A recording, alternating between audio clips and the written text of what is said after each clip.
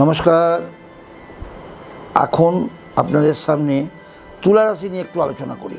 এই আগস্ট মাসে রাশিফলে আগস্ট মাস তুলা রাশির কেমন যাবে এটি নিয়ে একটু আলোচনা করছি এই ভিডিওতে।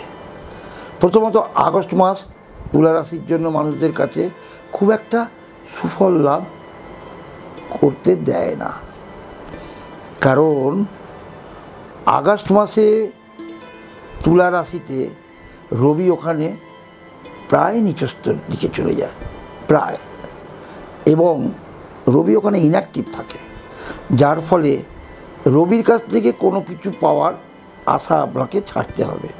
রবি দেয় মান, যশ, খ্যাতি, প্রতিপত্তি, সেখান থেকে কিন্তু আপনি খুব একটা পজিটিভ রেজাল্ট পাবেন না। তবে হ্যাঁ, একটা কথা বলার আছে, যেটা হচ্ছে কি, আপনার চতুর্থ ঘর এবং পঞ্চম ঘরের অধিপতি কিন্তু স্বয়ং গ্রহরাজ শনিদেব। এই শনিদেব আপনার পঞ্চমে বক্রভাবে অবস্থান করছে এবং করবে, ও আগস্ট মাসটা সম্পূর্ণরূপে থাকবে ওখানে। যার জন্য যারা এডুকেশন নিয়ে আছেন, যারা কর্মক্ষেত্র নিয়ে আছেন, তাদের ক্ষেত্রে কিন্তু একটু ডিস্টার্ব হলেও হতে পারে। যারা ব্যবসা নিয়েও আছেন তাদের ক্ষেত্রেও একটু ডিস্টার্ব হলেও হতে পারে। তবে যারা লোহার কাজ করেন তাদের জন্য কিন্তু অনেক ফললাভ পাবেন। লোহা সংক্রান্ত ব্যাপার নিয়ে অবশ্যই পাবেন, কারণ স্বয়ং গ্রহরাজ যে তুলা রাশিতে তুঙ্গি হন, উনি ওখানে তুঙ্গভাবে থাকেন। সেই হিসেবে ওনার এখন যিনি যে ঘরে অবস্থান করছেন, পঞ্চম ঘরটা ওনার নিজস্ব ঘর, কিন্তু বক্রভাবে আছেন, তাতে খুব একটা অসুবিধা হবে না, কিন্তু একটু তো ডিস্টার্ব করবেই, সেটা আপনাকে একটু মেনে নিতে হবে। আর বলি, কিছু ক্ষেত্রে ভালো, আবার কিছু ক্ষেত্রে মন্দ অবশ্যই পাবেন। ভালোগুলো নিয়ে আলোচনা যেমন করব, মন্দগুলো নিয়েও কিন্তু আলোচনা করছি আপনাদের সামনে। কোন কোন বিষয়ে আপনাকে সতর্ক থাকতে হবে সেটাও বলবো কিন্তু। আর বলবো আগস্ট মাসের জন্য তুলা রাশির বিশেষ কী উপায় করলে তুলা রাশির মানুষদের আগস্ট মাসটা একটু ভালো যাবে সেটা নিয়ে একটু আলোচনা করি। এই মাসটি তুলা রাশির অধীনে জন্মকালীন যারা তুলা রাশির জাতক, তাদের জন্য কিছুটা সতর্কতা অবশ্যই অবলম্বন করার প্রয়োজন আছে। যদিও এই মাসে আপনি আপনার কর্মজীবনে ভালো অগ্রগতি পাবেন, এটা কিন্তু আমি আপনাকে বলতে পারছি না, কারণ আমি আগেই বলেছি, গ্রহরাজ তিনি পঞ্চমে বক্রভাবে অবস্থান করছেন। সেই ফলে কিছুটা আপনার কর্মজীবনে বাধা সৃষ্টি করলেও করতে পারে। তবে কিছু মাসে আপনাকে বুদ্ধি এবং সতর্কতা উভয়ই দেখাতে হবে। আমি আগেও বলেছি, আবার বলছি, আপনার রাশিগত ভাব থেকে ষষ্ঠভাবে কিন্তু রাহুর অবস্থান, পঞ্চমভাবে গ্রহরাজ শনির অবস্থান বক্রভাবে, এবং অষ্টমভাবে স্বয়ং বৃহস্পতির অবস্থান ও মঙ্গলের স্বাস্থ্য সমস্যা বাড়িয়ে দিতে পারে। এই স্বাস্থ্যের প্রতি সামান্য অসাবধানতা আপনি যদি অবলম্বন করেন তাহলে কিন্তু আপনার বেশ ক্ষতি হতে পারে। তাই আপনার স্বাস্থ্যের যত্ন অবশ্যই আপনাকে নিতে হবে। আর্থিক বিষয়ে মাসের শুরুটা কিন্তু কিছুটা দুর্বল হতে পারেন, কারণ ভালো আয় হওয়া সত্ত্বেও আপনার ব্যয় কিন্তু অত্যাধিক বাড়তে পারে।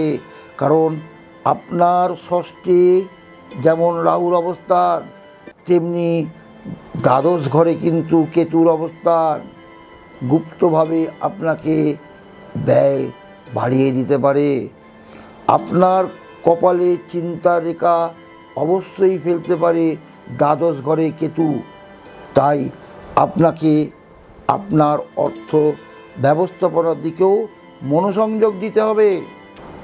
যতদূর আপনার কর্মজীবন সম্পর্কিত এই মাসটি তার দৃষ্টিকোণ থেকে অনুকূল হতে পারে। কর্মজীবীরা চাকরিতে ভালো পদের সুবিধা পেতে পারেন। আপনার পদোন্নতির সম্ভাবনা কিছুটা রয়েছে। আবার আপনার মান যশের জায়গাটাও কিন্তু একটু ডিস্টার্ব হলেও হতে পারে। আপনার পদোন্নতির সম্ভাবনা তো আগেই বলেছি অবশ্যই আছে। আপনার বেতনও কিন্তু বাড়তে পারে। যেখানে ব্যবসা করা মানুষের জন্য পথ কিছুটা কঠিন হবে। আপনি এই আগস্ট মাসের মাঝামাঝি সময়ে কিছুটা স্বস্তি পাওয়ার আশা করতে পারেন। এটি শিক্ষার্থীদের জন্য কঠিন চ্যালেঞ্জের পূর্ণ একটি সময় হতে চলেছে। আগেই বলেছি, আপনি আপনার পড়াশোনা উপভোগ করবেন, কিন্তু পরিস্থিতি আপনার পড়াশোনার ব্যাপক বাধা সৃষ্টি করবে। তাই আপনাকে আপনার মনোসংযোগ বাড়াতে হবে আপনাকেই। প্রেমের সম্পর্কের জন্য উত্থান পতনের ভরা একটি সময় থাকবে, কারণ রাহু হাতছানি দিতে থাকবে আপনাকে। রাহু যে আপনার ষষ্ঠে অবস্থান করছে থেকে আপনাকে দ্বাদশ দৃষ্টি দিয়ে আপনার সপ্তম ঘর পার্টনার এবং লাইফ পার্টনারের জায়গায় দৃষ্টি প্রদান করছে, যার ফলে প্রেমের সম্পর্কের জন্য উত্থান পতনে ভরা এই সময়টি থাকবে আপনার জন্য। ভালোবাসা থাকলেও কিছু দ্বন্দ্ব অবশ্যই থাকবে। বৈবাহিক সম্পর্কের ক্ষেত্রে আপনার শ্বশুরবাড়ির লোকেদের সাথে সাবধানতা অবশ্যই অবলম্বন করা উচিত, কারণ এটি আপনার সম্পর্কের উপর সরাসরি প্রভাব ফেলবে। পারিবারিক জীবনে কিছুটা সুখ ও শান্তি থাকবে, যা আপনাকে অবশ্যই স্বস্তি দেবে। কী প্রতিকার করবেন যার ফলে আরও একটু গতি আপনি পেতে পারেন? তুলা রাশি হলো শুক্রের জাতক। শুক্র, ওই ঘরটি শুক্রের খুব প্রিয় ঘর, অবশ্য উত্তুঙ্গ নয়, তবুও শুক্রাচার্যের আদর্শ এবং ইষ্ট ছিলেন স্বয়ং দেবাদিদেব। তাই শুক্রবার অবশ্যই স্বয়ং দেবাদিদেবের মাথায় রক্তচন্দন চর্চিত করুন। একদম লোহিত চন্দন দিয়ে ওনার সেবা করুন, ওনাকে লোহিত চন্দনে আবৃত করে ফেলুন। আর সর্বশেষে একটি একটি করে 3টি বিল্লপত্র ওনার মাথায় অর্পণ করুন এবং অল্প করে কর্পূরকে গুঁড়ো করে ওনার মস্তকে নিবেদন করুন। উনি কর্পূর ওনার খুব প্রিয়। তার সাথে নমঃ শিবায় মন্ত্রটাও কিন্তু জপ করতে ভুলবেন না।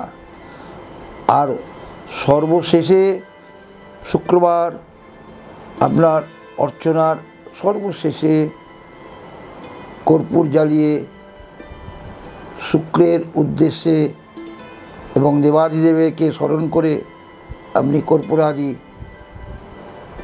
আরতি করুন।